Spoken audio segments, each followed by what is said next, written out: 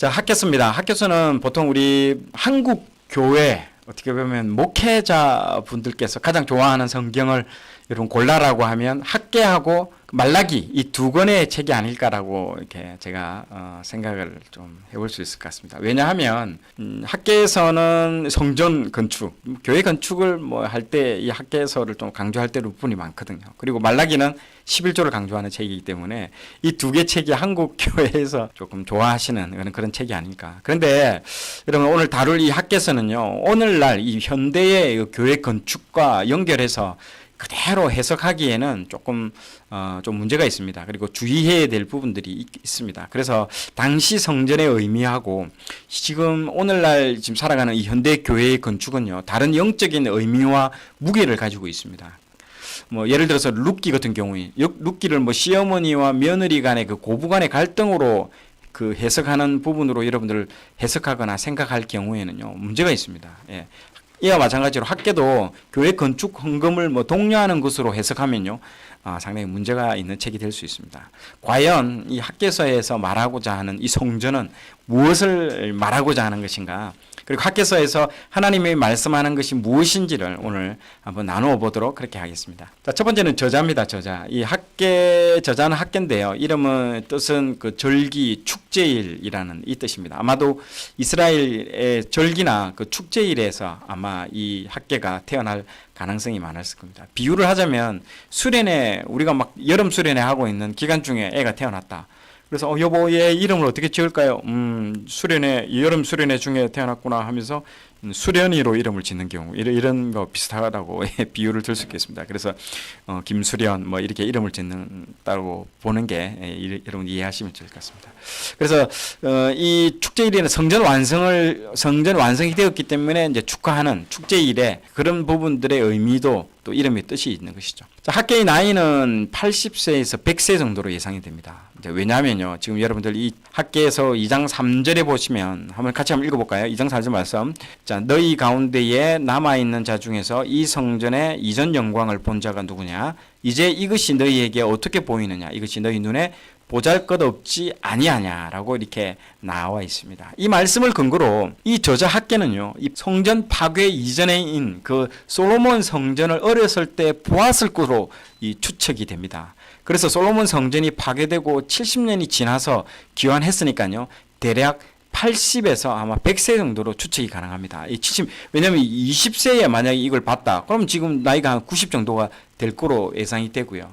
그렇게 여러분들이 이해하시면 됩니다. 그래서 꽤 나이가 많은 사람이다라고 이렇게 선지자다라고 생각하시면 됩니다. 자, 이 부분이 이제 중요한 부분인데요. 시대적 배경을 알아야 됩니다. 이 학개서는요, 이 이스라엘은 하나님과의 언약을 시내산부터 언약을 맺고 살면서 내려오다가 이 언약을 잊어버리게 됩니다. 그래서 구약 내내 언약을 잊고 한 행동이 뭐냐? 불의와 우상 숭배의 길을 가게 된 것이죠. 그래서 하나님은 끊임없이 선지자를 보내지만요, 그들은 외면합니다. 그래서 하나님은 마지막에 바벨론 군대를 보내서 예루살렘을 무너뜨리고 성전을 파괴하면서 백성들을 포로로 끌고 갈 것을 경고했습니다. 그래도 그들은요, 듣지 않았습니다. 결국 BC 587년에 이 예언은 실현되면서 예루살렘과 성전은 이제 파괴됩니다. 하지만 이것이 이제 끝이 아니었습니다. 이게 바벨론에서 하나님은 변화된 그 이스라엘의 그 남은 자들을요, 다시 새 예루살렘으로 돌아오겠다라고 이게 말씀을 합니다. 자, 그래서 예레미야의 그 얘기가 나옵니다. 이 모든 땅이 폐허가 되어 놀랄 일이 될 것이며 이 민족들은 여기 나오죠. 70년 동안 바벨론의 왕을 섬기리라. 여호와의 말씀이니라. 70년이 끝나면, 여기 중요한 70년이 끝나면 내가 바벨론의 왕과 그의 나라와 갈대인의 땅을 그 죄악으로 말미암아 벌하며 영원히 폐허가 되게 하되라고 이제 이렇게 말씀을 언급되어 있습니다. 이 예언의 말씀도요, BC 520년에 이루어집니다. 바벨론 포로가 된 지 70년이 지나서 바벨론이 페르시아에게 이제 멸망되고 이제 페르시아는 이스라엘에게 자기 나라로 돌아가라는 고레스 칙령이 이제 발표가 됩니다. 자, 그래서 지금 그림과 같이 이스라엘이 이제 귀환을 하게 되죠. 총 3번에 걸쳐서 이스라엘의 귀환이 이제 일어납니다. 여러분, 지금도 이스라엘에서 귀환이 일어나는 거 아시죠? 비행기를 타고 지금 미국이나 전 세계에서 지금 이스라엘로 알리야라고 하죠. 귀환하고 있습니다. 자, 그 이제 3번의 이제 귀환이 일어나는데요. 지금 보시는 표에 나온 것처럼 제1차 귀환의 책임자로 오늘 이제 읽게 될 그 학계하고 같이 활동했던 사람이 이스룹바벨입니다. 1차 보세요. 1차 기환이 일어나고 그 다음에 에스더 사건이 그 다음에 중간에 일어나고요. 그 다음에 2차 기환, 3차 기환 총 3번의 기환이 일어나는데 1차는 스룹바벨, 2차는 에스라, 3차는 느헤미야가 이렇게 이제 움직이게 되는 것이죠. 이런 형태로 이제 진행된다라고 여러분들 이해하시면 됩니다. 그리고 스룹바벨과 대제사장 여호수아가 이 2명의 지휘 아래에서 이스라엘 백성 49,897명 정도가 바벨론에서 예루살렘으로 1차로 이제 돌아오게 됩니다. 그리고 이제 폐허가 된 예루살렘을 이제 재건합니다. 그 중에서 가장 시급한 것이 이 성전 재건이었습니다. 왜냐하면 성전은요, 이스라엘 백성들의 그 정체성이었기 때문에 그렇습니다. 이게 뭐 어떤 구심점이 있어야 되는, 구심점 하나로 다 똘똘똘 뭉쳐야 되는데 그 구심점이 뭐다? 성전이라는 거죠. 그래서 성전 재건이 가장 시급했습니다. 그래서 성전은 이때 이제 개헌했던 유대인들의 가슴은요, 막 희망과 열정으로 이제 불타올랐습니다. 이제 포로 생활에서 이제 끝나고 이제 우리는 해방되었다라는 거죠. 우리가 예루살렘 본토로 가서 성전을 건축하면 하나님이 곧 그 예전에 그 다윗 왕의 그 영광을 다시 회복시켜 줄 것이라고 이 기대감이 굉장히 부풀었습니다. 그래서 다윗과 솔로몬 시대처럼 민족적 그 부흥기를 다시 한번 회복될 것이라고 막 너무너무 기대를 많이 했죠. 이 얘기가 어디에 나오냐면요, 에스라 1장에서부터 4장까지의 이야기입니다. 에스라 4장을 보면요, 그런데 막상 예루살렘에 와서 보니까 그들의 기대와 희망과는요 정반대로 지금 그림에 보시는 바와 같이 상황이 너무 열악하다는 거죠. 막 피폐했다는 거죠. 성은 다 회파되고 농작지는 다 폐허가 되어 가지고 있었다는 거죠. 거기다가 막 사마리아 사람들이 몰려와 가지고 우리도 함께 성전 짓자, 막 우리도 끼어달라고 막 그렇게 얘기를 하는 거죠. 요구하고 있습니다. 자, 그 내용을 한번 볼까요? 에스라 4장 1절에서 3절 내용. 사로잡혔던 자들의 그 자손이 이스라엘 하나님 여호와의 성전을 건축한다 함을 유다와 베냐민이 대적이 듣고 이 사마리아 사람들이 사마리아 스룹바벨과 족장들에게 나와 이르되 우리도 너희와 함께 건축하게 하라라고 이렇게 되는 거죠. 그런데 막 그렇게 얘기를 하는 거죠. 막 찾아와 가지고 저기 보세요. 아수르 왕 에살 할돈이 우리를 이리로 오게 한 날부터 우리가 하나님께 제사를 드리노라 하니 대제사장 여호와가 스룹바벨이 이제 대제사장 이제 여호수아하고 스룹바벨이 이들의 그 제안을요 단번에 거절해 버립니다. 왜 그럴까요? 다 지은 후에 이 사람들이 함께 지었다고 자기들이 섬기는 우상도 그 성전에 세울 것이 예상되기 때문에 거절했다는 거죠. 그래서 3절에 보십시오. 스룹바벨과 예수아가 딱 우리는 싫다. 홀로 너희는 우리와 상관이 없느니라 라고 되어 있잖아요. 그리고 끝에 노란색으로 된 게 홀로 건축하리라. 돌아가라는 거죠. 사마리아 사람들은요, 어떤 사람들이었냐? 우리도 같이 성전 짓자라고 막 요구했던 이 사마리아 사람들은 하나님도 믿고 우상 숭배도 함께 했던 사람들입니다. 이게 혼합주의거든요. 뭐 지금도 우리 현대인들도 그런 거 있잖아요. 하나님 믿으면서 동시에 뭐 이것도 하고 저것도 하고 하는 그런 거. 또 뭐 세상도 믿고 세상의 신이 나한테 축복 주기를 원하고 이런 혼합주의를 얘기하는 거죠. 자, 그들이 어떤 것들을 섬겼는가 한번 볼까요? 이게 이제 열왕기하 이 사마리아 사람들이 와가지고 우리도 같이 성전 짓게 해주세요 했던 사람들이 이 사람들이 어디서 온 사람이냐? 아수르한테 다 포로로 끌려간 거죠. 끌려갔다가 이 사람들도 돌아온 거예요. 돌아왔는데 벌써 이 아수르의 그 깊은 어떤 거기에 이제 그 우상 숭배에 매여 있게 됐다는 거죠.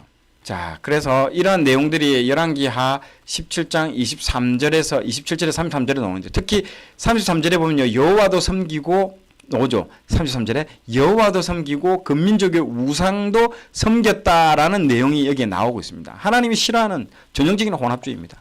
적절한 비유인지 모르겠지만은요. 결혼을 했는데 아내가 성격은 좀 개팍하고 막 그러던데 그래도 이 한 남자한테 충실하게 사는 여자가 있고요. 어떤 여자는요, 아주 이쁘고 나이스하고 매력적인 여성이 있는데 이 여성이 매일 이 남자 저 남자 막 매일 만나면서 바람피는 여성이 있다면 여러분은 어느 여성을 선택하겠습니까? 나이스하고 매력적이면서 한 남자에게 충실한 남편을 선택하시겠다고요? 예, 아주 현명한 선택이십니다. 예, 우문현답인데요. 하나님은 조금 부족해도 하나님 한 분만 따르는 자기 백성을 원한다는 거죠. 그런데 사마리아 사람들은요, 이 아수르 문화, 이 우상숭배 문화에 젖어가지고 완전히 혼합주의에 물들어 버렸습니다. 지금 왼편에 지금 보시는 이런 우상들을 섬겼죠. 이 숫꽃, 분옷, 이게 뭐냐면요. 지금 스타벅스에 나오는 사이렌이 있지 않습니까? 여자. 그거의 그 전신입니다. 이 사람이 그 원본이죠. 얘들이. 그래서 유대인들이요, 이 사마리아 사람들이 와서 함께 성전 건축 짓는 걸 제안을 거절해 버립니다. 사마리아 사람들이 거절하니까 가만히 있겠습니까? 얘들이 이제 열받는 거죠. 이것 봐라. 우리의 호의를 무시해 하면서 페르시아에다가 투서를 해버리는 겁니다. 꼬투리를 여러분들, 야, 솔직히 이런 거 꼬투리 잡으려면 뭘 못 잡겠습니까? 뭘 할 수 있다라는 거죠. 자, 그래서 이 에스라 4장 5절에서 6절 보시면요. 바사왕 고레스의 시대부터 바사왕 다리오가 즉위할 때까지 관리들에게 뇌물을 주어서 그 계획을 막았으며, 또 아수에로가 즉위할 때에 그들이 글을 올려 유다와 예루살렘 주민을 고발하니라. 투서를 하니까요. 이제 뇌물까지 주면서 이제 막 투서를 합니다. 방해를 하는 거죠. 이 건물, 이제 이 성전 건축을 못 하게끔. 자, 그래서 이 바사왕 고레스의 시대부터 다리오 왕이 즉위할 때까지, 즉 페르시아 1대 임금, 2대 임금, 3대 임금, 이 몇십 년간을 이 사마리아 사람들이 같은 민족이 괴롭히는 거예요. 우리 한국 같으면 북한이 와서 괴롭히는 거랑 똑같은 거죠. 계속 괴롭히는 겁니다. 방해하고 성전 못 짓게 하고 괴롭히는 거죠. 그 결과 페르시아 관료들의 그 재가를 받아가지고 이제 성전 공사를 막 진짜로 중단시켜 버립니다. 더 이상 너희들 성전 건축하지 마라. 그래서 몇 년간 중단됐다고요. 이게 18년간 공사가 중단돼 버립니다. 더 이상 공사가 진행이 안 됩니다. 페르시아 왕이 이 성전 건축을 못 짓게 하는데 더 이상 뭐라고 하겠습니까? 이거는 어길 수 없는 명령인 것이죠. 자, 그래서 에스라 4장 4절에 보면요. 이로부터 그 땅 백성이 유다 백성의 손을 약하게 하여 그 건축을 방해하되. 그러니까 여러분, 이 학계서는요, 에스라서하고 연결해서 읽어야 됩니다. 우리가 지금 제가 하고 있는 로마서 데살로니가, 그거는 뭐하고 같이 읽어야 된다? 사도행전하고 끼워서 같이 읽듯이. 예, 비슷한 거죠. 에스라는 학계 스가랴하고 같이 끼워서 읽어야 됩니다. 자, 이에 예루살렘에서 그 하나님의 성전 공사가요, 바사 왕 다리오 제2년까지 중단됐다라고 이제 나중에 나옵니다. 한 16년에서 한 18년 정도 중단돼 버린 거죠. 왕의 명령이라고 더 이상 할 수도 없고 그대로 시간이 이제 흘러가는 거죠. 여러분, 에스라 4장은요, 시간 순서로 되어 있지 않습니다. 여러분들, 이게 이제 중요합니다. 에스라 4장을요, 제가 지금 표시를 이렇게 했습니다. 성전 어떻게 해서 이거 부분들이 진행되어 가는지를 잘 한번 여러분 보셔야 됩니다. 그래서 읽을 때에 에스라 4장이 여러분 대표적인 그 성경의 난해장으로 나와 있습니다. 난해장입니다. 그래서 읽을 때에 어려움이 있기 때문에 저에게 많은 질문들을 하십니다. 이건 좀 이상한데요. 난해장이기 때문에 그래요. 왜 그러냐면요, 에스라와 느헤미야는요, 본래 한 권의 책입니다. 이러면 이게 분리되어 있는 책이 아니에요. 이 실제로 유대인들이 보는 그 성경, 마소라 그 성경 사본은요, 이 두 책이 하나로 연결되어 있습니다. 그래서 이게 의식의 흐름대로 왔다 갔다 하기 때문에 이 이스라엘 사람들은 이걸 알고 있어요. 자기들이 역사이기 때문에. 근데 이방인들은, 우리들은 읽으면요, 이게 이해가 잘 안 돼요. 이미 이스라엘 역사와 식민 지배를 역사를 잘 알고 있는, 경험하는 그들은 이 메시지를 전달하는데 시간 순서로 쓸 이유가 없는 것이죠. 이제 그렇게 이제 있습니다. 그러나 에스라 4장에서 말하고자 하는 바는요, 사마리아인들이 성전 건축을 방해했다라는 그 사실을 강조하려고 여러 사건들을 여기 뒤죽박죽으로 여기다가 올려놓은 거예요. 그래서 지금 여러분들 에스라 4장을 읽으면 이해 안 되실 거예요. 그러나 핵심, 에스라 4장에서 말하고자 하는 건 뭐다? 성전 건축을 이 애들이 끝까지 여러 번 이렇게 방해했다. 이 정도만 알면 됩니다. 그래서 이스라엘 식민 지배 역사를 잘 모르는 이제 이걸 시간 순서로 이해하려고 하면요, 오해와 혼란이 있습니다. 굳이 이 4장을요, 시간 순서로 배열한다면요, 잘 들으십시오. 4장 1절에서 5절까지를 하나의 이제 시간 순서로 보고요. 그 다음에 24절이 갑툭튀처럼 튀어나옵니다. 맨 뒤에 24절이 나오는데 맨 뒤에 읽으면 이게 시간 순서로 이해가 안 됩니다. 이 24절을 5절 다음 5절과 6절 사이에 읽으면 이게 이제 여러분들 시간 순서로 이해가 될 겁니다. 여러분들 적어 놓으십시오. 아니면 요거를 지금 사진을 찍어 놓으십시오. 지금 현재 화면을요. 그렇게 해서 24절을 읽고요. 그 다음 6절부터 쭉 끝까지 읽으면 이제 시간 순서로 여러분들 이해하시게 될 겁니다. 자, 그리고 이제 수르바벨 성전 건축의 역사를 시간적 흐름 순서로 여러분들 정리해 보면요. 이제 기원전 538년도에 1차 기환이 일어납니다. 기환과 함께 성전 건축이 시작되죠. 그러다가 538년 이때 성전 건축이 중단돼 버립니다. 그리고 그게 몇 년간 거의 18년간 주전 520년까지 성전 건축이 중단되다가요. 학계 요 520년 바로 직전에 바로 요 해에 학계가 나와가지고 막 고함 지르고 스가랴 나와서 고함 지르고 해서 이 선지자들의 말을 듣고 다시 성전이 재건축이 시작되고 완공이 언제 완공이 된다? 예, 4년 후에 완공이 딱 됩니다. 그래서 성전 그 학계와 스가랴의 그 어떤 말씀을 듣고 4년 후에 성전이 완공된다. 여러분들 요거를 머릿속에 딱 듣고 이걸 이해를 하셔야 됩니다. 자, 에스라 5장 1절에 보면 이때 등장한 사람이 이제 학계 선지자입니다. 그래서 학계 선지자가 5장 1절에 에스라 5장 1절에 등장하죠. 지금 너희들 성전 안 짓고 뭐 하냐고요. 이렇게 막 100살 된 노인이 막 수염에다가 막 쇳소리 나는 목소리 있잖아요. 막 금속성 나는 목소리가 나는 할아버지가 막 고함을 지르는 거예요. 수염이 막 바르르 떨리면서 막 그런 뉘앙스로 여러분 보시면 됩니다. 막 그래가지고 와서 막 고함 치는데 뭔 고함 치냐. 너가 뭐 하나 하는 거예요. 너가 뭐 하노. 너그 집은 잘 지어놓고 하나님의 집은 이게 뭐까 이렇게 이걸 지금 학계 선지자가 와서 얘기를 하는 겁니다. 그래서 학계는 딱 2장밖에 안 돼요. 방금 제가 말한 것을 듣고 읽으면 그냥 다 풀리는 책입니다. 그래도 뭐 그냥 그렇게 풀리도록 내버려두면 안 되겠죠. 제가 이제 조금 더 구체적으로 설명할게요. 자, 그래서 학계하고 스가랴는요, 이 성전 건축 때문에 나온 이게 2명의 선지자입니다. 그런데 몇 달 차이가 난다? 2달 차이입니다. 학계가 나오고 2달 뒤에 스가랴 와서 또 한 번 더 학계가 말을 했는데 또 짓다가 지으려 하다가 다시 또 민기적 거리니까 또 스가랴가 나와서 또 얘기를 하는 거예요. 이 스가랴는 20대 초반이에요. 100살 된 노인과 20대 된 청년이 와서 막 번갈아 가면서 막 얘기를 한다라고 이렇게 여러분들 이해하시면 됩니다. 2달 차이가 계속 성전 건축을 촉구한다라는 그 이야기입니다. 자, 에스라 5장 1절을 보시면요. 5장 1절에 보면 선지자들 곧 선지자 학계와 이도의 손자 스가랴가 딱 나오잖아요. 이게 예언을 하는 거죠. 그래서 요 부분들을 이게 에스라 5장 1절에 1절만 읽고 어디로 넘어가야 된다고요? 바로 학계로 넘어가서 읽으면 됩니다. 이제 시대 순서를 읽는 사람들은 요 순서로 읽으면 되는 것이죠. 그래서 학계가 무슨 말을 했지 하면서 이제 학계서로 넘어가서 읽으면 됩니다. 자, 그래서 이 기록 시기를 한번 볼게요. 세 번째로는 이제 기록 시기인데 학계 선지자는 이 포로기 이후의 페르시아 시대를 배경으로 한 구약 선지자입니다. 그래서 포로기 이후의 선지자는요, 누가 있었나? 학계, 스가랴, 말라기 딱 3명. 이 3명만 이제 선지자가 등장하죠. 그리고 신약에 가서는 누가 나온다? 세례 요한이 뭐 거의 선지자라고 이제 볼 수 있죠. 예수님 오기 직전까지니까요. 세례 요한이 이제 등장하게 되는 것입니다. 자, 그 당시에 왜 그러냐면요. 바벨론 포로기 이전에만 해도요. 이스라엘 백성한테 하나님이 멸망하기 직전에 막 북이스라엘 경우에는요. 호세아, 아모스 이런 사람들 보내가지고 막 했죠. 남유다는요. 이사야 이게 막 보내기는 보냈는데 전부 이 사람들 핍박했어요.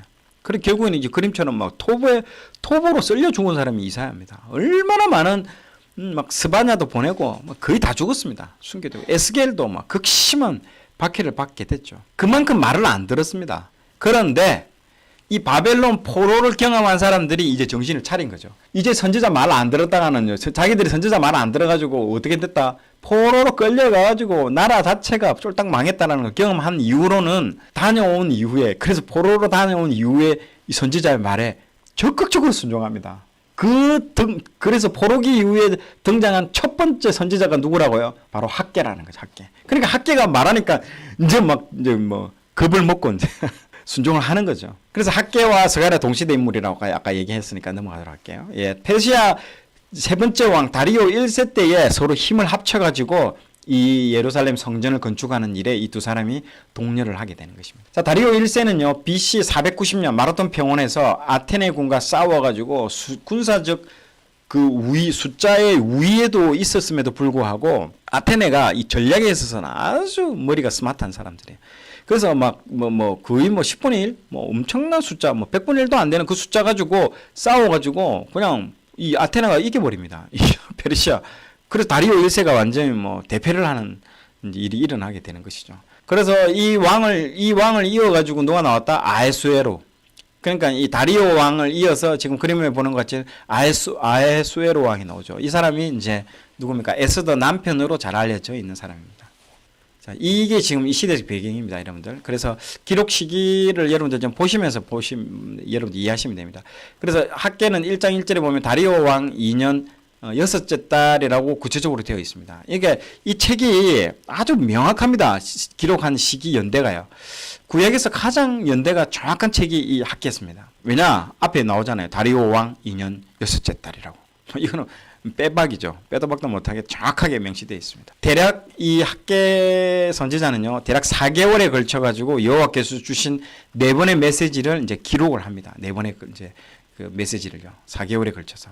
그러니까 그 부분들을 이해하시면 됩니다. 자, 그래서 어떻게 이제 이 학계서에 그 말이 이제 등장하느냐를 한번 살펴볼게요. 1장 1절에 보면요, 다리오 왕 제2년 여섯째 달 곧 그 달 초하루에 여호와의 말씀이 선지자 학계로라고 나와 있죠. 학계 2장 1절에요.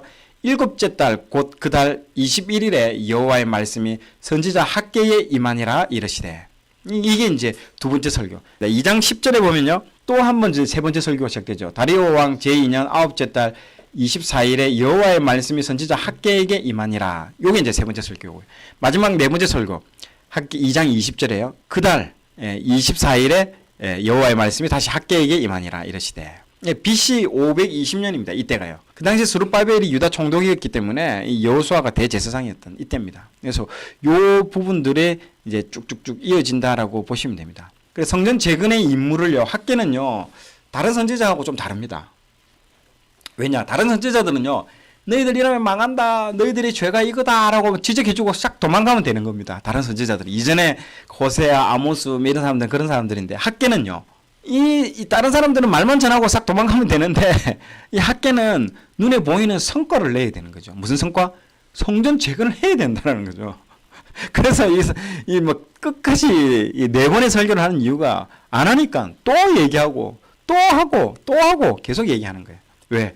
성전을 지어야 되니까요. 성과를 내야 되기 때문에. 그래서 이게 계속 얘기하는 거죠. 그래서 바로 이제 66년 전에 파괴된 성전을 재건하는 일을 이제 이 사람이 맡은 거죠. 그래서 포로기 이후에 그 페르시아 시대 때는요, 제국에서 막 사람들이 이 포로기 이후에 여기 돌아온 사람들이 어떤 사람들인 겁니까? 제국에 흩어져 살던 이스라엘의 그 디아스포라, 흩어져 살던 사람들이 예루살렘에 귀환하면서 살고 있었습니다. 학계는요, 각자 자기 집 짓기에만 바쁘고 하나님 일에 무관심한 백성들에게는요, 동기부여를 막 하면서 그들에게 뭔 얘기를 한다? 영적인 우선순위를 확립하도록 일깨워주는 겁니다. 야, 너희들이 정말 뭐가 우선순위가 먼저가 뭐냐라고 막 계속 알려주는 거죠. 성전 건축은 여호와께 드리는 예배를 회복하는 일이기 때문에 하나님의 왕국과 메시아 시대에 그 도래를 여는 것을 의미하기 때문에 그들의 삶이 어려웠던 것은 성전 건축하는 일에 우선순위를 두지 않았기 때문에 그런 일이 일어난다라고 막 말을 해주는 겁니다. 야, 너희들의 삶이 왜 어려운 줄 알아? 너희들이 먼저 해야 될 일을 먼저 안 했기 때문에, 성전 건축 그 일을 안 했기 때문에 이 일이 일어난다라고 얘기를 해요. 자, 그래서 23일 만에 적극적으로 이제 막 첫 번째 설교를 하고 나서 23일 만에 적극적으로 반응을 이제 일으킵니다. 그래서 그런 이제 이런 막 적극적인 반응을 나타나는 설교는 드문데 나타나죠. 자, 총독 스룹바벨과 대제사장 여호수아 백성들은요, 선지자의 그 학계 선지자의 메시지를 청종하고 이 여호와를 경외함으로써 같은 달 24일에 즉각 하나님 성전 공사를 시작합니다. 하나님께서 그들을 감동시킨 결과인 것이죠. 그들의 이러한 반응은요, 하나님의 축복을 얻기 위해서 어떻게 해야 하는지를 우리에게 모범적으로 잘 보여주는 사건입니다. 우선순위를 잘 결정하라는 것이죠.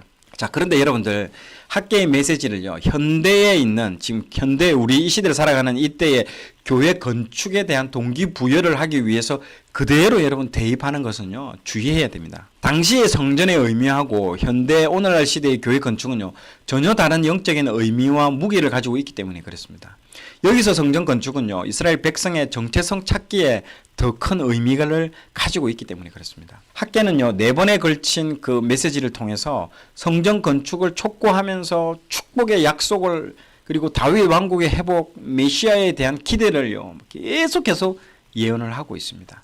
자, 5번째 성전 건축의 의미를 먼저 한번 볼게요. 에스라 6장에 보면요, 다리오 왕이 조서를 내려 성전 건축할 재정과 제사를 드릴 재물을 공급해주는 내용이 딱 여기에 나옵니다. 13절에서 15절 보세요. 6장 13절에서 15절 보면요. 그래서 다리오 왕의 조서가 내림에 유브라데 강 건너편에 있는 총독 다뜨네와 스달 보스네와 그들의 동관들이 신속히 준행하니라. 그러니까 유다 사람의 장로들이 이렇게 선지자 학개와 이도의 손자 스가랴의 권면을 따랐으므로 성전 건축하는 일이 형통한지라. 딱 나오잖아요, 이렇게. 그러니까 이게 조서를 따라서 성전 건축하는 일이 이제 막 진행되고 오히려 막 도와주는 일까지 주변에서 나타나게 되는 것이죠. 첫 번째는 방해를 했는데 그 방해 이후에 더 좋은 일들이 일어난 것이죠. 덕분에 이 다리오 왕 6년 아달월 3월에 성전 건축을 마쳤다라는 내용이 여기 기록되어 있습니다. 넣어져 이게 노란색으로 되어 있죠. 자, 이때가 BC 516년이므로 예루살렘 성전이 파괴된 586년으로부터 정확히 70년이 지난 후에 성전이 다시 지어진 것입니다. 그래서 보통은 포로기 70년이라는 이 말을요, 이 성전 건축이 파괴되고 성전 건축이 지어진 해로 그렇게 70년으로 바라보는 해석도 있거든요. 그 해석이 이것 때문에 그렇습니다. 자, 많은 학자들이 이때 70년, 자, 다시 한번 적어 놓으십시오. BC 516년, 성전 파괴된 때가요, BC 516년.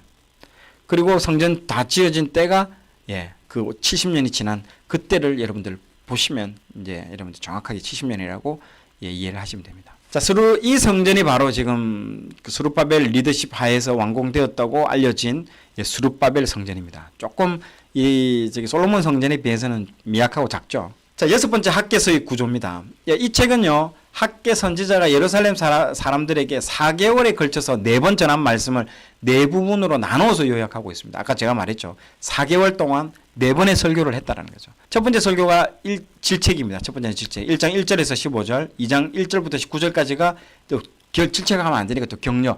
그 질책을 듣고 이제 짓기 시작하니까 이제 격려를 하는 거예요. 2장 10절에서 19절, 또 언약에 신실할 것을 당부하고요. 2장 20절에 23절 이제 하나님 나라에 대한 미래에 대한 소망에 대해서 또 한번 언급을 해주고 있습니다. 자, 학개는 나의 축제일이라는 의미인데요. 이름 그대로 성전을 완성해서 축하하게 된 것을 말을 하고 있습니다. 이름 그대로 된 것이죠. 자, 본문 속으로 다시 한번 이제 하나씩 이제 들어가 보도록 하겠습니다. 학개는요, 총 4번의 이제 설교를 하는데 그걸 묶어온 책이 아까 학개서라고 제가 말씀을 드렸죠. 자, 선지서 중에서 가장 기록 연대가 분명한 책이라고 아까 말씀드렸습니다. 날짜를 한번 보십시오. 자, 왼편에 있는 그 날짜가요, 이제 페르시아 제국의 날짜입니다. 다리오 왕, 다리우스 왕, 이렇게 쭉쭉쭉 나오죠. 그리고 오른쪽이 우리가 알고 있는 태양력 달력이죠. 현대식 날짜.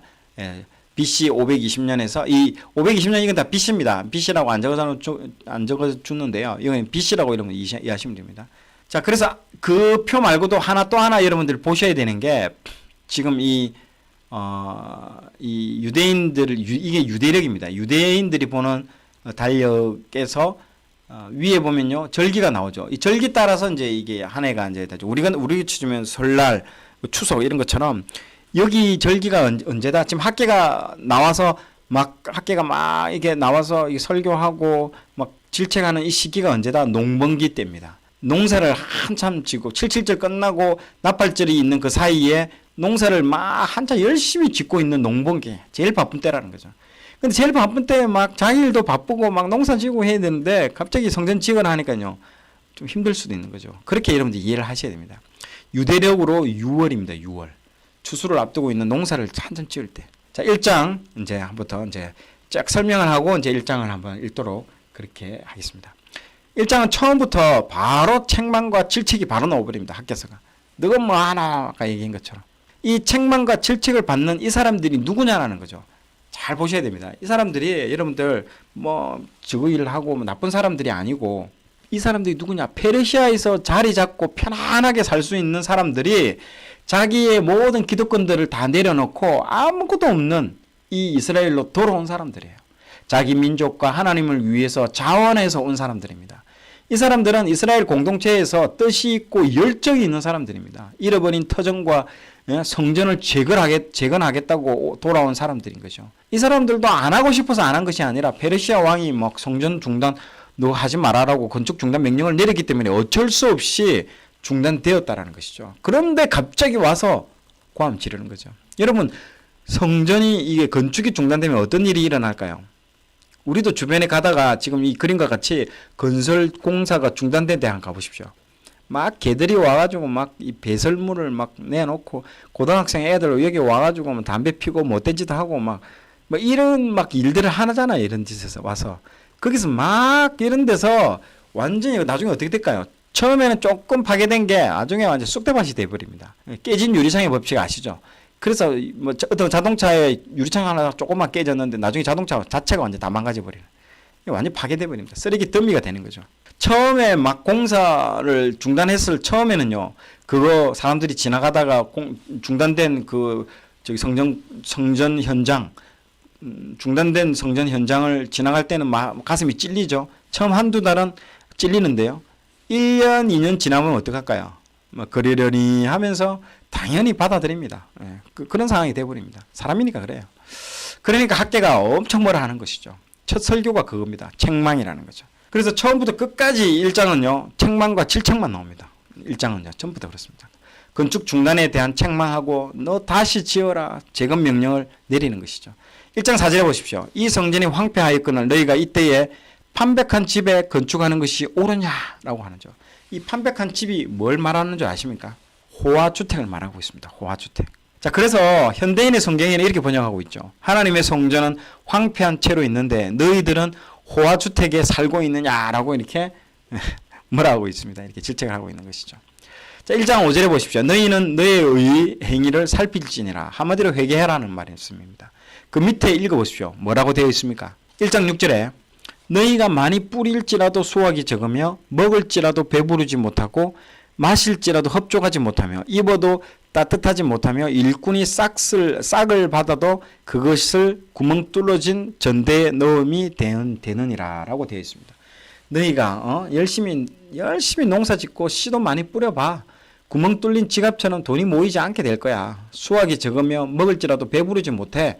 마실지라도 흡족하지 못해. 입어도 따뜻하지 못해. 일꾼이 싹을 받아도 그것은 구멍 뚫어진 전대에 넣은 것 같다라고 얘기를 하는 거예요. 너희들 왜 이렇게 지금 힘들게 사는 줄 아냐? 우선순위가 잘못돼서 그런 거야 라고 지금 학계가 계속 그 얘기를 하는 겁니다. 아무리 모아봐다 너희들 밑빠진 독에 물 붓기다. 너희들이 농사도 짓고 장사를 하는데 아무것도 남는 것이 없지. 왜 그런지 알아? 학계 제1장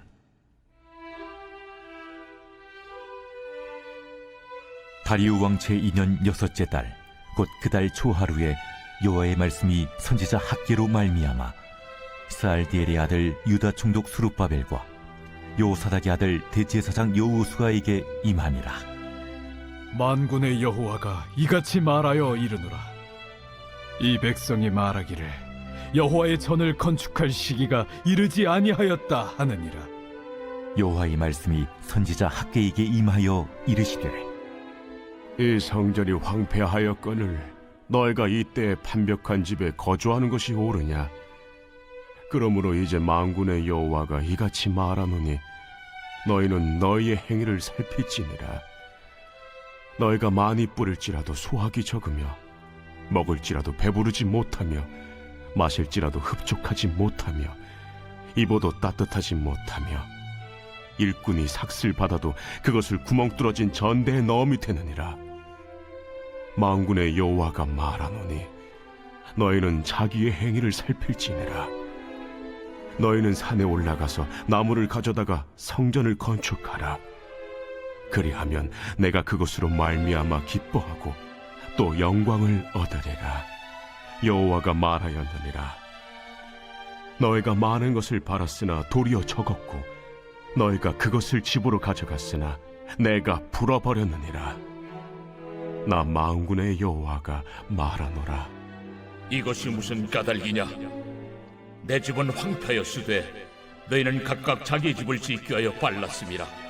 그러므로 너희로 말미암아 하늘은 이슬을 그쳤고 땅은 산물을 그쳤으며 내가 이 땅과 산과 곡물과 새 포도주와 기름과 땅의 모든 소산과 사람과 가축과 손으로 수고하는 모든 일에 한제를 들게 하였느니라. 스알디엘의 아들 수룹바벨과 여호사닥의 아들 대제사장 여호수아와 남은 모든 백성이 그들의 하나님 여호와의 목소리와 선지자 학계의 말을 들었으니 이는 그들의 하나님 여호와께서 그를 보내셨음이라. 백성이 다 여호와를 경외하며 그때 여호와의 사자 학개가 여호와의 위임을 받아 백성에게 말하여 이르되 여호와가 말하노니 내가 너희와 함께하노라. 여호와께서 스알디엘의 아들 유다 총독 수룹바벨의 마음과 여호사닥의 아들 대제사장 여호수아의 마음과 남은 모든 백성의 마음을 감동시키심에 그들이 와서 만군의 여호와 그들의 하나님의 전 공사를 하였으니 그때는 다리오 왕 제2년 6째 달 24일이었더라. 본문 읽기 전에 그 저기 1장 구조를 먼저 살펴보도록 하겠습니다. 그 1장 구조를 방금 읽었는데요. 학교에서 1장은 당시 상황이 상세하게 이 수미상관법 구조로 되어 있습니다. 여러분 이 표를 잘 보십시오. 이게 핵심은 제가 항상 어디라고 했습니까? X 센터에 있는 거. 이 지금 1장에서 지금 알아보자 하는 게 뭐라고요? 성전을 건축하라는 겁니다. X라고 되어 있죠. 그래서 첫 번째하고 위아래가 다 이게 대칭 구조로 되어 있습니다. 위에 성전 건축을 너희를 방치하고 있다라는 거죠. 그리고 맨 마지막에 A 다시 성전 건축 방치한 결과가 기근과 가뭄이 너희들 들고 있다는 거죠. B 보세요. 질문을 하죠. 너희들 집은 좋은데 살면서 하나님 집을 이렇게 방치해도 되냐? 질문이 아니고 거의 뭐 질책인 거죠. 질문을 가장한 이제 질책.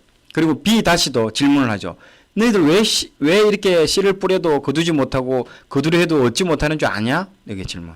C는요. C가 C네. 씨를 뿌려도 너희들 거두지 못한다. 5절에서 6절. 거두려고 해도 얻지 못한다. 9절이죠. C 다시 되어 있죠. 그리고 그 센터에는 뭐가 있다? 성전 건축하라는 거죠. 지금 그 얘기하는 것입니다. 학계는 이 구조를 통해서 말하는 것이 야 우리가 지금도 늦지 않다. 더 늦기 전에 다시 한번 너희들 결심해서 하나님의 성전부터 지어라. 그래서 2장에 너희들 성전만 지어봐. 놀라운 비전을 내가 말을 해줄게 하면서 꿈을 제공합니다. 너희들 성전 지을 때 어떤 일이 일어나는 줄 알아? 그것이 무엇일까요? 2장에 이런 말을 해줍니다. 성전만 지으면 하나님께서 만국의 보화를 예루살렘에 부어주셔. 나중에 성전이 이전 성전의 영광보다 훨씬 클 것이다. 이전 성전이 솔로몬의 성전에 비해서 막 그렇게 막 더 크다라고 이제 얘기를 해주고요. 성전만 건설하면 예루살렘의 평화와 평강과 샬롬이 임하게 될 것이다. 성전만 건설하면 큰 물질적 복을 주실 것이다. 성전 건설하면 국제 질서가 역전되고 이스라엘이 막 중심이 될 거야. 성전만 건설하면 다윗 왕조가 회복될 것이야. 이렇게 얘기를 하는 겁니다. 2장을 한번 살펴볼까요? 그래서 2장 이제 들어가도록 하겠습니다. 2장이 이제 두 번째 설교인 거죠. 자, 2장에서 이제 학계 선지자가 두 번째 설교 내용이 520년 10월 17일 날짜로 BC 520년 10월 17일 날 됩니다. 그때가 이제 다리우스 2년 7째 달 21일이라고 되어 있죠. 7월 21일. 자, 1장 끝에 성전 건축을 시작하는 내용으로 끝을 딱 맺었습니다. 보세요. 학계서 1장 15절에 보면 여호와께서 스알디엘의 아들 유다 총독 스룹바벨의 마음과 여호사닥의 아들 대제사장 여호수아의 마음과 남은 모든 백성의 마음을 감독시키며 그들이 와서 만군의 여호와 그들의 하나님의 전 공사를 하였으니 그때는 다리오 왕 제2년 6째 달 24일이었더라. 성전 건축을 시작한 한 달이 지나서 7째 달에 이스라엘 백성을 격려하는 설교를 합니다. 이제 짓기 시작했다라는 거죠. 그래서 격려를 해주는 거죠. 자, 그래서 학계 2장 1절에 보면요. 7째 달 곧 그 달 21일에 여호와의 말씀이 선지자 학계에 임하니라 이러시되 7째 달 곧 그 달 21일. 아까 나왔죠? 보세요. 이 그림에 빨간색으로 표기되어 있죠. 그 달 7째 달 21일 7월 21일. 예, 절기로 따지면 언제까요? 이 초막절이라는 겁니다. 아랫부분에 보세요. 맨 마지막 오른쪽에 보면 초막절, 수장절이라고 되어 있죠. 그 절기에 이제 이 말씀이 이제 이루어지고 있습니다. 자, 그래서 7월 21일에 말씀이 임했다고 하는데 이 시기가 무슨 절기다? 초막절입니다. 초막절. 이스라엘 절기 중에서 중요한 3대 절기 중에 하나입니다. 6월절, 77절, 초막절인데 이 초막절입니다. 그래서 8일간 7월 15일부터 8일간 저기 바깥에서 이렇게 초막을 짓고 거기서 삽니다. 베두인들이 지금도 사막에서 막 이렇게 막 텐트 치고 사는 게 이런 초막 절기를 지키는 중에 하나입니다. 광야에서 하나님과 함께 한 것을요, 잘 들으십시오. 광야에서 하나님과 함께 한 것을 기념하기 위해서 집 밖에서 아니면 집 베란다에 텐트를 치고 절기를 거기서 지내깁니다. 왜 그렇다고요? 하나님과 함께 한 것을 기념하기 위해서. 자, 그렇기 때문에 2장 4절에 뭐라고 되어 있습니까? 예, 노란색으로 뭐라고 되어 있습니까? 내가 너희와 함께 하노라.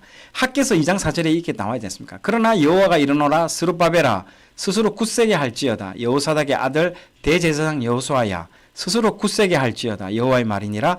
이 땅 모든 백성아 스스로 굳세게 하며 일할지어다. 내가 너희와 함께 하노라. 만군의 여호와의 말이니라.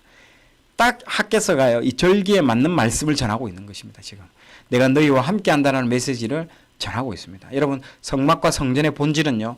내가 너희와 함께 하겠다. 내가 너희와 함께 하겠다. 이 하나님의 임재의 상징을 계속 얘기를 해주고 있습니다. 지금 2장 6절에 보십시오. 그리고 모든 나라의 보배가 이르느니 내가 이 성전의 영광이 충만하게 하리라. 이 성전의 영광이 충만하게 하리라. 그런 얘기를 하고 있습니다. 어떤 이들은요. 이전에 솔로몬의 성전과 비교해서 지금 건설하고 있는 성전이 너무 초라하다고 생각되었기 때문에 이 지금 스룹바벨 성전을요. 너무너무 실망하게 된 것 같습니다. 실제로요. 그래서 학개서 2장 3절에 뭐라고 되어 있습니까? 이것이 너희 눈에 보잘것없지 아니하냐. 너희들 뭐 스룹바벨 성전 보니까 막 보잘것없어 보이지. 그거 아니라는 거죠. 그게 실망한 자들에게 하나님은 이렇게 격려해 주십니다. 학개서 2장 9절에요. 이전의 나중 영광이 이전 영광보다 크리라. 만군의 여호와의 말이니라. 내가 이곳에 평강을 주리라. 만군의 여호와의 말이니라. 이 성전의 이전 영광은요. 이전 영광이 뭘 말합니까? 이 솔로몬의 성전 얘기하는 거예요. 솔로몬이 지었던 이 성전을 가졌던 그 영광이고요. 그리고 나중의 영광은요. BC 520년에 시작해서 510년에 완공된 이 스룹바벨 성전의 영광을 말을 하고 있습니다. 자, 그런데 실제로 이 성전을 얼핏 보기에는요. 이전 성전보다 더 큰 영광을 갖지 못했습니다. 외적으로 더 크거나 화려한 것이 아니었다는 거죠. 이게 역설적입니다. 잘 보시죠. 게다가 솔로몬의 성전이 완성될 때는요. 하나님 영광이 정말로 하나님 영광을 상징하는 구름이 그 위에 가득했습니다. 예, 읽어볼까요? 열왕기상 8장 10절에서 11절 같이 한번 읽어볼까요? 시작. 제사장이 성소에서 나올 때에 구름이 여호와의 성전에 가득하매 제사장이 그 구름으로 말미암아 능히 서서 섬기지 못하였으니 이는 여호와의 영광이 여호와의 성전에 가득함이었더라. 진짜 놀라운 영광이 가득했다는 거죠. 그런데 이 두 번째 이 스룹바벨 성전에는요 그게 나타나지 않았다라는 겁니다. 그러니까 두 번째 성전에는요 영광이 전혀 없었다라고도 할 수 있습니다. 그런데 왜 하나님께서는요 나중 영광이 더 클 것이다라고 이렇게 말씀을 하셨을까요? 왜냐하면 이 성전은요 성전의 진정한 실체가 되시는 예수 그리스도를요 내다보고 있기 때문에 그런 말씀을 했다라는 거죠. 우리는 이 성전이 완공될 때 나타나지 않았던 영광이요 예수 그리스도께서 나중에 성육신 하셨을 때에 나타나게 될 것이라고 이게 보게 됩니다. 이게 한번 볼까요? 어디에 나타나는가? 여러분 요한복음 1장 14절 말씀 보십시오. 말씀이 육신이 되어 우리 가운데 거하심에 우리가 그의 영광을 보니, 여기서 그의 영광을 보니 아버지의 독생자의 영광이요 은혜와 진리가 충만하더라. 그래서 예수님께서 이때 지어진 이 성전이 누구를 가리키고 있다? 자신을 가리키고 있다라고 말씀하고 있습니다. 그리고 자신이야말로 참된 성전이라는 것을 이렇게 딱 설명해 주고 계시다라는 거죠. 요한복음 2장 19절에서 21절에 보십시오. 예수께서 대답하여 이르시되 너희가 이 성전을 헐라 내가 사흘 동안에 일으키리라. 그러니까 예수님은요 성전된 자기 육체를 가르쳐 가지고 이 성전이 내 육신이라는 그 얘기를 지금 하고 있는 겁니다. 이것 외에도요 학개서에는요 예수님에 대한 부분이 많이 나옵니다. 2장 6절에서 8절에 보면요 만군의 여호와가 이같이 말하노라. 조금 있으면 내가 하늘과 땅과 바다와 육지를 진동시킬 것이요 또한 모든 나라를 진동시킬 것이며 모든 나라의 보배가 이르니니 내가 이 성전의 영광이 충만하게 하리라. 만군의 여호와의 말이니라. 은도 내 것이요 금도 내 것이니 만군의 여호와의 말이니라. 여러분 조금 있으면 내가 하늘과 땅의 바다를 진동시킬 것이다. 또한 모든 나라를 진동시킬 것이며 모든 나라의 보배가 올 것이다 라고 말합니다. 이 보배가요 예수님을 말씀하고 있습니다. 그리고 이어지는 말씀에 보면요 내가 이 성전의 영광이 충만하게 하리라. 은도 내 것이요 금도 내 것이라. 이렇게 얘기 딱 하고 있습니다. 이 보배를 누가 말합니까? 이 보배가 바로 예수님을 말하고 있습니다. 예수님이라는 거죠. 이 성전이 나중 영광이 이전 영광보다 크리라. 내가 이곳에 평강을 주리라. 이 말씀이요 이전 성전하고는 비교할 수 없는 진짜 성전이신 예수 그리스도를 보내주신다라는 것을 상징적으로 여기서 말해주고 있다는 것이죠. 그래서 포로기 이후의 선지서에는요, 예수님에 대한 메타포가요, 막 상징들이 막 쏟아져 나옵니다. 왜 그럴까요? 이제 곧 그분이 오시기 때문에 이제 그 포로기 이후에는요, 이제 가까이 다가왔다라는 그 얘기야. 자, 두 번째 설교를 한 이후에 스가랴가 중간에 나타나서 이제 활동을 합니다. 자, 보세요. 이 표에 보면 오른쪽에 보면 스가랴가 언제 나온다? 이 학개가 두 번째 설교한 그 중간에 끼워서 이제 스가랴가 나옵니다. 이게 이제 두 달 뒤라는 거죠. 학개가 나오고 난 두 달 뒤에 스가랴가 나오는데 중간중간 교차하면서 활동했다라고 보시면 됩니다. 그러니까 학개와 스가랴의 활동 시기는요, 학개가 2차 설교하고 그다음 스가랴 설교하고 교차해서 나와서 이제 막 주거니 받거니 하면서 지금 설교를 하고 있다. 날짜를 정확히 넣어서 정리한 것이 이제 위의 표입니다. 자, 스가랴 1장 3절 말씀 보십시오. 그러므로 너는 그들에게 말하기를 만군의 여호와께서 너희에게 이르시되 너희는 내게 돌아오라. 만군의 여호와의 말이니라. 그리하면 내가 너희에게 돌아가리라. 만군의 여호와의 말이니라. 그러므로 너는 그들에게 말하기를 영군의 여호와께서 이처럼 이르시되 너희는 내게 돌아오라. 성전 공사가 제대로 하고 있었으면요, 이런 말을 할 리가 없죠. 스가랴가 너희는 내게로 돌아오라 이런 말을 왜 했겠습니까? 성전 공사를 학개의 말을 듣고 뭔가 다시 시작했죠. 학개 말을 듣고 정신 차리고 시작했는데 또 삐걱거리는 거죠. 또 중단되고 또 뭔가 문제가 있었던 겁니다. 그러니까 스가랴가 나와서 너희는 내게 돌아오라고 또 얘기를 한 거예요. 무슨 문제가 있었기 때문에. 이것을 염두에 두고 학개가 한 세 번째, 네 번째 설교를 여러분들 들어가야 됩니다. 아, 문제가 있었구나. 그래서 스가랴가 와서 무슨 얘기를 했구나. 그러고 난 이후에 학개가 이제 세 번째, 네 번째 설교를 하러 이제 나온다라고 보시면 됩니다. 자, 여러분 이 세 번째, 네 번째 설교의 날짜를 보십시오. 9월 24일 같은 달이에요. 맞죠? 자, 이 말은 무슨 말이냐면요, 이렇게 이해하시면 됩니다. 학개가요, 오전 심령 대부흥회를 하고요, 오후에 또 오후 부흥회를 한 겁니다. 그날 오전 오후에 나눠서 두 번의 설교를 한 겁니다. 오전에 한 번 설교하고 오후에 한 번 설교하고. 예, 그렇게 이해하면 여러분이 쉽게 이해합니다. 학개가 세 번째 설교를 하는데 그 시기가 성전 건축을 시작한 지 세 달이 경과된 이후에 요 일을 하고 있다라는 부분들을 얘기해 주면 됩니다. 자, 내용은요, 거룩한 삶에 촉구하는, 이제 거룩한 삶을 위해서 이제 촉구하는 내용의 설교라가 여기서 이제 이루어집니다. 자, 학개서 2장 10절에 보시면요, 다리오 왕 제2년 9째 달 24일에 여호와의 말씀이 선지자 학개에게 임하니라 이르시되, 예, 이렇게 딱 2장 10절에 나오죠. 먼저 학개가 제사장에게 질문을 합니다. 퀴즈를 냅니다. 재밌죠? 거룩한 것에 부정한 것이 닿으면 거룩한 것이 거룩하게 될까? 시체를 만져서 부정한 사람이 무엇을 만지면 그것은 부정하게 될까? 이렇게 묻는 겁니다. 성전을 건축하는 공동체 안에 죄를 짓는 무리들이 생겼다고 아마 볼 수가 있습니다. 불평을 하고 막 악을 끼치는 문제들이 아마 생겼을 것 같습니다. 그들을 분리하고 해결하든지 해라는 겁니다. 그들을 분리하고 해결하라고 막 계속 다시 얘기를 하고 있는 부분들입니다. 자, 그러면 2장 19절에 볼까요? 19절에 보면 내가 복을 주리라 라고 말씀하는 겁니다. 아마 이때가 비가 내리지 않았는데 이른 비와 늦은 비를 주시는 그런 복을 말하는 것 같습니다. 그러면 추수할 수 있을 것이라고 말하는 거죠. 이게 지금 추수 직전에 얘기가 하는 거거든요. 농번기 때 비가 와야 되는데 비가 안 오면 이제 이것도 머리 골치가 아픈 거죠. 그 얘기를 하는 겁니다. 그래서 이들이 이제 결단을 한 것 같습니다. 이들이 결단을 했고, 그래서 이 네 번째 설교를 2장 이제 오후 설교를 하죠. 그리고 마지막 설교를 그달 이제 24일 오후에 이제 하게 되는데 하나님의 약속을 다시 한번 확인시켜 주고 있습니다. 학개 2장 20절 그달 24일에 여호와의 말씀이 다시 학개에게 임하니라 이르시되, 이제 네 번째 설교 진행됩니다. 아마도 처음에는 그 열심을 내어서 공사를 아마 시작했을 겁니다. 근데 시간이 흐르면서 공사가 지지부진하게 이제 막 되어진 것이죠. 자, 여기서 핵심 키워드는 이제 인장입니다. 인장, 여러분. 학개서 2장 23절에 보면요, 만군의 여호와가 말하노라 스알디엘의 아들 내 종 스룹바벨아 여호와가 말하노라 그날에 내가 너를 세우고 너를 인장으로 삼으리니 이는 내가 너를 택하였음이니라. 만군의 여호와의 말이니라 하시니라. 여러분, 인장 반지는요, 왕의 권한을 상징하기도 하고요, 결혼 언약을 상징하게 됩니다. 그래서 결혼할 때 주로 뭘 합니까? 이 반지 끼는 걸 상징적으로, 요즘은 그러지 않았는데 옛날에 보면 반지를 꼭 이렇게 끼워주고 그러잖아요. 이게 지금 인장 반지거든요. 이게 약속입니다. 언약입니다. 예, 검은 물이 팥불이 될 때까지 이 약속, 언약.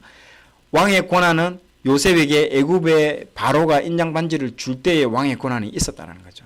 그래서 예레미야 2장 24절에 보세요. 여호와의 말씀이니라 나의 삶으로 맹세하노니 유다 왕 여호와의 아들 고니야가 나의 오른손에 인장 반지라 할지라도 내가 빼어낼 것이다라고. 내가 빼어낸다고. 하나님과 이스라엘 백성 간에 맺은 결혼 언약이라 할지라도 내가 이제 너를 버려버리겠다라고 그 말하는 뜻입니다. 이게 너희가 먼저 우상숭배해서 너희들이 먼저 결혼 언약을 파기했지 않느냐라고 얘기를 하는 거예요. 그래서 이스라엘 백성들이 포로로 끌려갔다라고 얘기를 하는 것입니다. 그래서 인장반지 이 얘기를 하는 거예요. 스룹바벨이 결단하고 성전을 재건할 것이라고 결단할 때 스룹바벨에게 하나님이 이제 말씀합니다. 2장 23절에 만군의 여호와가 말하노라 스알디엘 아까 읽었죠. 그 너를 인장으로 삼으리니 이는 내가 너를 택하였더라고. 내가 너를 세우고 너를 인장으로 삼겠다. 결혼 언약을 내가 다시 회복시키겠다라는 거 얘기하는 거예요. 너희들이 먼저 파기하고 언약을 파기했는데 그러나 내가 이 성전 건축하면 내가 인장으로 삼겠다. 다시 이 언약을 기억하겠다는 거죠. 내가 다시 이스라엘 백성과 결혼하겠다는 뜻입니다. 내가 다시 너를 신부로 인정하겠다. BC 520년에 학기 선지자가 책망을 한 이후에 몇 년이 지나서 516년, 즉 4년이 지나서 성전 건축을 마치게 됩니다. 자, 솔로몬이 지은 성전을 제1성전인데요. 이거는 BC 959년에 지었고요. 이 성전은 바벨론이 예루살렘 침공 때 다 불태워져 없어졌고요. 솔로몬 성전이 세워진 450년 후에 학기 선지자 시대에 제2성전인 스룹바벨 성전이 이제 세워지게 됩니다. 이 성전은 어려움을 많이 겪었습니다. 신구약 중간 시대인 헬라 시대에 안티오쿠스가 성전에 돼지 피를 뿌리고 제우스 신상을 세우는 등 온갖 수모를 다 겪습니다. 그러다가 BC 20년경부터 에돔 사람 헤롯이 민심을 얻기 위해서 솔로몬 성전보다도 어마어마하게 큰 사이즈로 이 성전을 증개축합니다. 그 시기가 BC 20년부터 주후 예수님 오고 난 이후 64년까지입니다.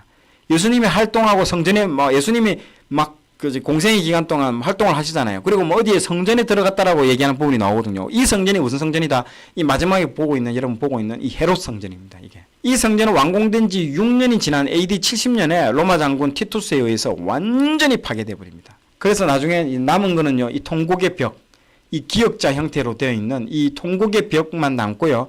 전부 다 이 지금 헤롯 성전 맨 오른쪽에 있는 이 헤롯 성전이 다 파괴가 되어버린다는 것이죠. 자, 여러분 솔로몬 성전인 제1성전과 스룹바벨 성전인 제2성전이 놀라운 연속성을 가지고 있습니다. 첫 번째는요.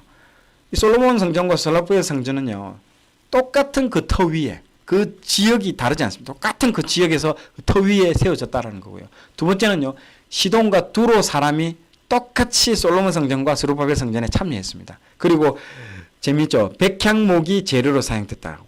그리고 건축 착공 시기도 2월에 시작했습니다. 그 2월에 지은 시기도 똑같아요.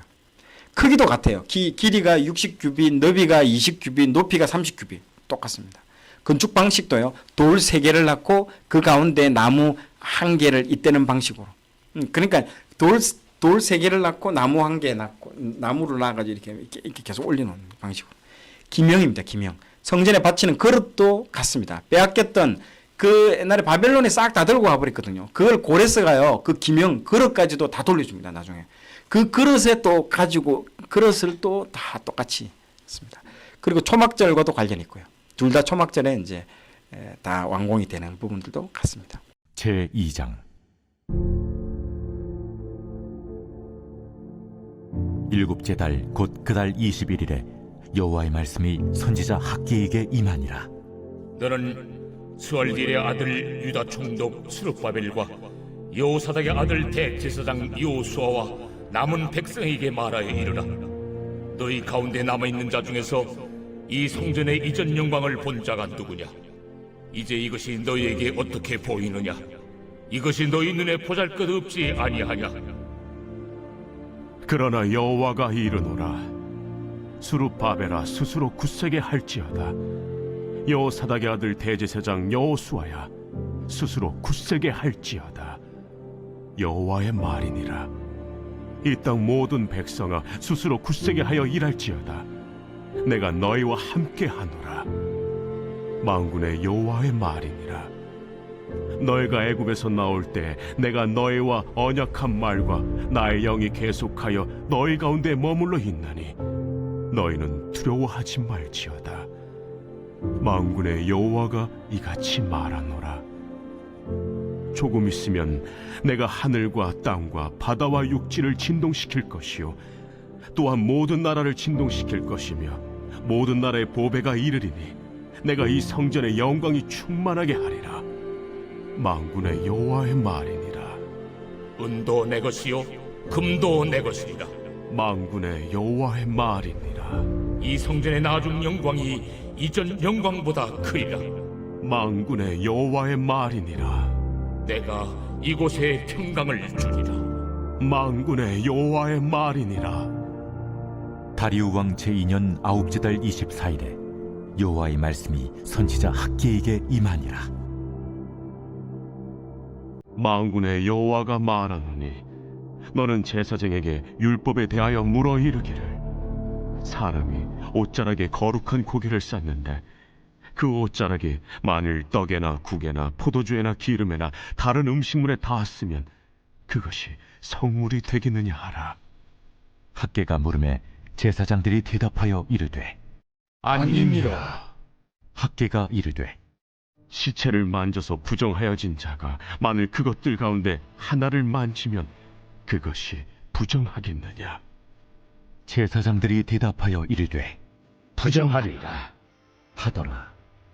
이에 학개가 대답하여 이르되 여호와의 말씀에 내 앞에서 이 백성이 그러하고 이 나라가 그러하고 그들의 손의 모든 일도 그러하고 그들이 거기에서 드리는 것도 부정하니라. 이제 원하건대 너희는 오늘부터 이전 곧 여호와의 전에 돌이 돌 위에 놓이지 아니하였던 때를 기억하라.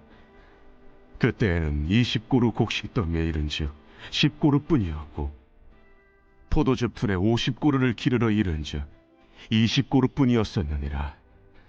만군의 여호와가 말하노라. 내가 너희 손으로 지은 모든 일에 곡식을 마르게 하는 재앙과 깐부기 재앙과 우박으로 쳤으나 너희가 내게로 돌이키지 아니하였느니라. 너희는 오늘 이전을 기억하라. 아홉째 달 24일 곧 여호와의 성전지대를 쌓던 날부터 기억하여 보라. 곡식 종자가 아직도 창고에 있느냐? 포도나무, 무화과나무, 석류나무, 감람나무에 열매가 맺지 못하였느니라. 그러나 오늘부터는 내가 너희에게 복을 주리라. 그달 24일에 여호와의 말씀이 다시 학개에게 임하니라. 너는 유다 총독 스룹바벨에게 말하여 이르라. 내가 하늘과 땅을 진동시킬 것이요 여러 왕국들의 보좌를 엎을 것이요 여러 나라의 세력을 멸할 것이요 그 병거들과 그 탄자를 엎드러뜨리리니 말과 그 탄자가 각각 그의 동료의 칼에 엎드러지리라. 만군의 여호와가 말하노라. 스왈디의 아들 내 종 스룹바벨아, 여호와가 말하노라. 그날에 내가 너를 세우고 너를 인장으로 삼으리니 이는 내가 너를 택하였음이니라. 만군의 여호와의 말이니라 하시니라. 마지막 결론 부분을 하고 마치도록 하겠습니다. 예, 오늘 학계를 통해서 여러분들 성전을 살펴보았는데요. 구약에서 이 성전이 어떻게 흘러왔는지를 여러분 한번 살펴볼 필요가 있습니다. 그 성전의 역사와 제3성전에 대해서 오늘 좀 말씀을 드려보도록 하겠습니다. 첫 번째로 그 최초의 성전은요, 우주성전입니다. 하나님께서 태초에 이 우주와 전 그 우주계를 다 창조를 하신 건데 이 자체가 하나의 성전입니다, 여러분들. 창조하신 우주성전이 최초의 성전이라고도 볼 수도 있겠죠. 그리고 사람을 위해서 만드신 에덴 동산도 아주 대표적인 성전입니다. 그리고 인간 타락으로 인해서 이 성전에서 사람이 쫓겨나가게 되죠. 그리고 하나님께서는요, 출애굽 시절에 이동하는 성막을, 이게 이제 성전의 이 땅에서의 모형으로 실제로 눈에 가시적으로 보이는 성전의 최초의 성전은 이 성막이라고 이제 볼 수 있겠죠. 예, 우리가 가시적인 그 성전의 형태로 본 최초의 성전이 이제 이 출애굽에 나오는 성막이고요. 두 번째 성전은 이제 솔로몬의 성전이죠. 그리고 세 번째 성전은요, 오늘 배웠던 이 스룹바벨의 성전. 스룹바벨의 성전은 이제 신약 시대에 헤롯이 이제 개정축을 했기 때문에 헤롯 성전으로 나중에 이제 불리게 됩니다. 헤롯 성전은요, BC 20년에 개정축이 되어가지고 AD 64년에 딱 완성이 됩니다. 완공된 이후 6년이 지나서 AD 70년에 로마 티투스 장군에 의해서 철저하게 이제 파괴가 되어버리죠. 결국 이스라엘의 성전은요, 지금은 다 파괴되고 현재까지 이스라엘 성전은요 건축되지 못한 상태로 남아 있습니다. 지금은 눈에 보이는 거 남아 있는 거는 통곡의 벽, 아까 보셨죠? 그 기역자 형태로 되어 있는 그 통곡의 벽 부분만 남아 있고 나머지는 다 하나도 지금 남아 있지 않게 됩니다. 오히려 현재는요 유대인의 그 성전 터 장소에 누가 서 있냐? 지금 보시는 바와 같이 세계 3대 성지 중 하나인 이슬람 교회 그 3대 성지 중 하나인 황금돔이 지금 거기에 이렇게 되어 있습니다. 여러분들 이슬람은 그 메카하고 여기하고 또 한 군데 되어 있는데 이 여기를 꼭 둘러봐야 되는 3대 성지 중에 하나입니다. 이 무슬림 바위 사원이 이제 세워져 있습니다. 이곳이. 이곳은 이슬람 창시자 마호메트가 성천했다라고 전성되고 있습니다. 그래서 이곳은 굉장히 중요한 또 이 오른쪽에 그림이 되어 있죠. 그래서 이 이슬람도 여기 이 장소를요 사수합니다. 그래서 맨날 이 장소 때문에 싸움이 일어나고 있죠.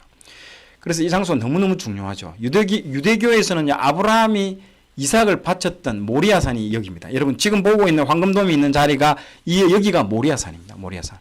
이삭을 바쳤던 그 장소예요.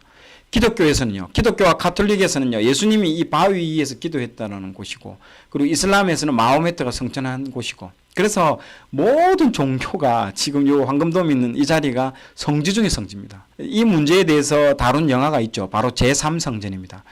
아까 제1성전이 뭐라 했죠? 솔로몬의 성전, 제2성전이요. 스룹바벨의 성전. 그리고 헤롯이 스룹바벨의 성전을 재건축했는데 이제 제3성전이 이제 지으면 이제 세상의 끝은 온다라고 막 온 사람들이 말을 하고 있거든요. 그 제3성전이 세워질 곳이 어디다? 여기 이 장소입니다. 여기 장소. 지금 이 황금돔이 있는 이 장소에 무조건 세우겠다라고 지금 유대인들은요. 그러면 이슬람 쪽에서 가만히 있을까요? 그래서 싸움이 나는 겁니다. 지금 마지막 때 전쟁이 이거가 전쟁이 아닌가 막 그렇게 추측하는 겁니다. 학계서에서 주시는 또 하나의 결론 두 번째 부분은요. 그 우선순위의 문제입니다. 우리는 자신의 일보다도 그 성전을 먼저 건축해야 되는 것입니다. 학계의 메시지를 통해서 예수님께서 선포하셨던 이 말씀을 다시 들을 필요가 있습니다. 마태복음 6장 33절 같이 한번 읽어볼까요? 시작. 그런즉 너희는 먼저 그의 나라와 그의 의를 구하라. 그리하면 이 모든 것을 너희에게 더하시리라. 그러므로 성전을 건축하는 일이 먼저라는 겁니다. 우선순위라는 겁니다. 내 자신의 일이 아무리 급해도 대적들이 아무리 반대를 해도 성전을 건축하는 일이 먼저라는 겁니다. 그런데 성전을 건축한다라는 것이 여러분 무엇을 말하는 것입니까? 교회 건축을 말하는 것일까요? 아닙니다.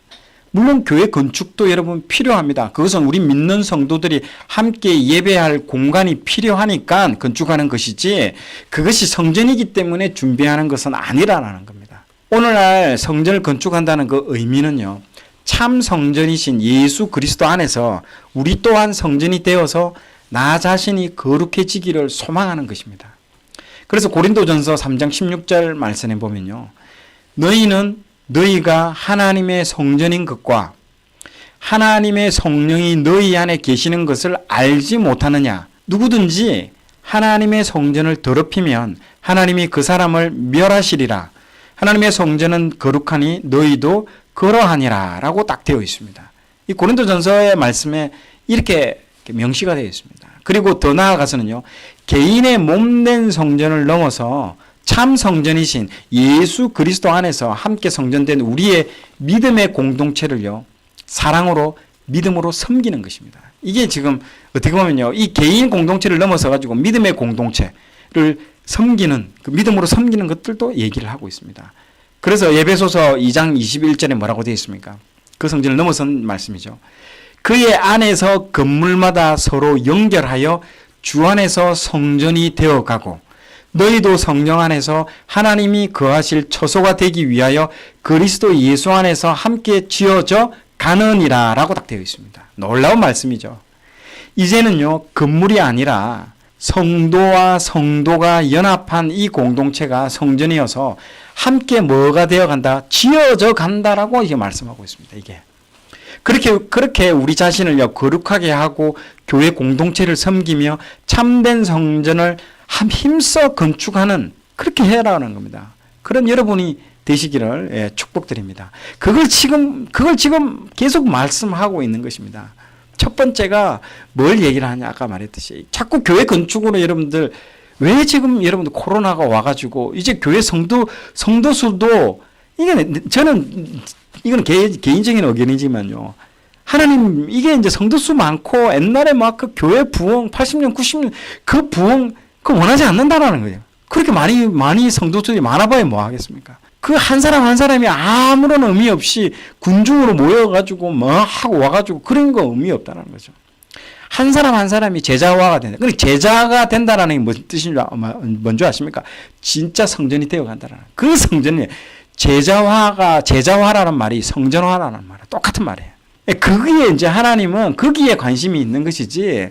그 많은 사람이 모이고 막 그 많은 사람을 모이기 위해서 그 교회 건물 확 짓고 이거 하나도 원하지 않는다는 거죠. 그러니까 코로나가 온 거죠. 코로나가 와가지고 이제 뭐 합니까? 한 사람 한 개인 성도가 이제 그렇게 교회 건물이 되어 간다라는 거예요. 그 성전을 짓겠다는 그 관심밖에 없다는 거죠. 내 신부로 만들어 가겠다는 거죠.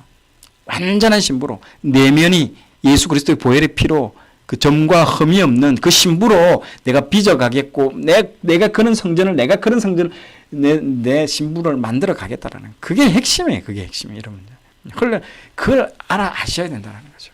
이 학개서에서도 말하는 게 그 얘기입니다. 그래서 학개서 2장에서 뭘 말합니까? 보배가 온다라는 예수 그리스도를 지금 말을 해주고 있는 겁니다. 자, 세 번째 참된 성전, 참 성전 대신 예수 그리스도가 이 결론입니다. 이 부분들에서 여러분 구약은요. 전부 그림자입니다. 모형입니다. 구약에서 설명하고 논의하고 예고했던 모든 성전에 관한 이야기가요. 실제로는 누굴 얘기한다? 예수 그리스도께 다 포커싱이 맞춰져 있는 것이죠. 그리고 나중에 이 모든 구약의 성전 이야기들이 다 예수님에게서 다 성취가 된다라는 겁니다. 구약에서 얘기하는 성전을 세워라, 성전과 함께 해라, 성전을 모시고 살아라, 막 하나님의 백성답게 똑바로 살아라 하는 이 모든 이야기는요, 실제로 이 건물 성전을 중심으로 건물 성전을 극진히 모시고 건물 성전을 위해서 살라고 하는 말씀이 아니라는 겁니다. 그 모든 말씀들은 다 신약의 예수 그리스도를 향하는 말씀이라는 거죠. 실제로 복음서에 가서 보면요. 예수님의 이야기의 상당 부분이 전부 예수님이 진짜 성전이시다라고 하는 이야기가 그런 이야기라는 겁니다. 그 한 가지 대표적인 사건을 꼽으라면요. 신약에 예수님이 성전을 정화하신 그 사건입니다. 성전을 청결하게 하신 사건이죠. 이 사건은 이 사복음서에 전부 다 나옵니다. 여러분 사복음서에 전부 다 나온다는 굉장히 중요한 겁니다. 전부 다 나오는 게 뭡니까? 오병이어 사건입니다. 이게 정말 놀라운 사건 중에 하나고 요 또 하나의 사건이 이 성전 정화 사건이에요. 예수님이 이 성전을 정화하신 사건 후에 가르치시기를요. 뭐라고 했습니까? 성전을 헐어버리라고 하는 겁니다. 내가 3일 만에 다시 짓겠다. 그게 이 성전 정화 사건 이후에 그 말을 한 겁니다. 그러니까 이 바리새인들이 가만 안 있겠다고 막 네가 뭔데 하면서 이렇게 나온 거죠. 그러니까 예수님의 모든 사역을요. 한마디로 요약하면요. 구약에 있는 이스라엘의 그 지상 성전의 역사를 다 헐어버리라는 거죠. 내가 새 성전을 짓겠다라는 거예요. 한마디로 요약하면요. 예수님의 사역이 그겁니다. 여러 가지 관점으로 볼 수 있겠지만요. 성전의 관점으로 보면요. 구약의 건물 성전 필요 없다. 다 헐어버려라. 내가 새 성전을 짓겠다.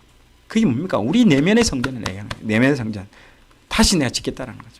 성경 창세기 4장부터 시작해서 말라기까지 전체 이스라엘 성전의 역사를 보면요. 제1성전, 솔로몬의 성전, 제2성전, 스룹바벨의 성전, 그리고 예수님 시대에는 헤롯 대왕의 그 제2성전을 아주 정개축해서 정말 의리의리하게 막 성전을 짓게 되지 않습니까? 그런데 예수님이 인간의 몸을 입고 이 땅에 오셔서 하신 사역은 한마디로 요약하면 이 성전을 다 허물어뜨리겠다는 겁니다. 이 성전을 다 헐어버리라. 그리고 뭐 하시겠다? 내가 새로 짓겠다. 내 새 성전을 내가 짓겠다.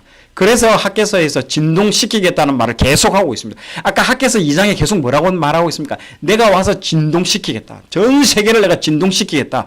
그게 뭡니까? 다 헐어버리겠다는 거예요. 다 이 성전, 건물 성전 내가 다 헐어버리겠다는 거죠. 무너뜨려버리겠다는 거예요. 이런 내용을 듣고 다시 제가 이 말씀을 다시 한번 읽어볼게요. 여러분 다르게 들릴 겁니다. 학개서 2장 6절에서 9절 말씀. 만군의 여호와가 이같이 말하노라. 조금 있으면 내가 하늘과 땅과 바다와 육지를 진동시킬 것이요. 또한 모든 나라를 진동시킬 것이며 모든 나라의 보배가 이르느니 내가 이 성전의 영광이 충만하게 하리라. 만군의 여호와의 말이니라. 은도 내 것이요 금도 내 것이라. 만군의 여호와의 말이니라. 이 성전의 나중 영광이 이전 영광보다 크리라. 만군의 여호와의 말이니라. 내가 이곳에 평강을 주리라. 만군의 여호와의 말이니라. 예수님께서요 다 허물어 버리고 새 성전을 다시 지을 거다. 그 성전은 이전 영광보다 클 것이다. 그리고 그 성전에 평강을 주신다고 말하고 있습니다. 그 성전에 평강을 줘. 여러분 마음 가운데 지금 평강이 있습니까? 매일 두려움, 미래에 대한 염려 다 빼앗겼지 않습니까? 이 평강을. 근데 이 성전에 뭘 주시겠다고 되어 있습니까? 평강을 주시겠다. 우리 마음 성전, 우리 내면에 있는 모든 성전에 뭘 주시겠다? 마음의 평강을 주시겠다라고 말하고 있는 것이죠. 지금 이 시대는요, 외형 건축에 신경을 다 쏟고 있습니다. 유대인과 이슬람 간에는 제3성전 짓겠다고 막 긴장감이 흐르고요. 현대 우리 한국 교회는요, 교회 건축에 막 초집중이 되어 있는 이 상황인 것입니다. 그러나 더 핵심은요, 여러분 잘 들으십시오. 여기서 핵심은요, 내 안에 누굴 모셔야 하나? 내 안에 주님을 모시라는 거죠. 내 안에 주님을 모시고 그 주님이 누굽니까? 예수님이 누굽니까? 새 성전인 그분이라는 거죠. 새 성전을 짓는 것이 더 중요함을 알려주고 있다는 거죠. 내 안에 주님을 모시고 사는 사람들은 뭐가 임한다고요? 진정한 평강이 임하게 된다. 진정한 평강이 임하게 될 것이다. 그걸 여러분 기대하고 사시길 바랍니다. 자, 오늘 내용이 좋았다면 좋아요, 구독 부탁드리겠습니다. 좋아요, 구독, 알림 설정은 콘텐츠 제작에 큰 힘이 됩니다.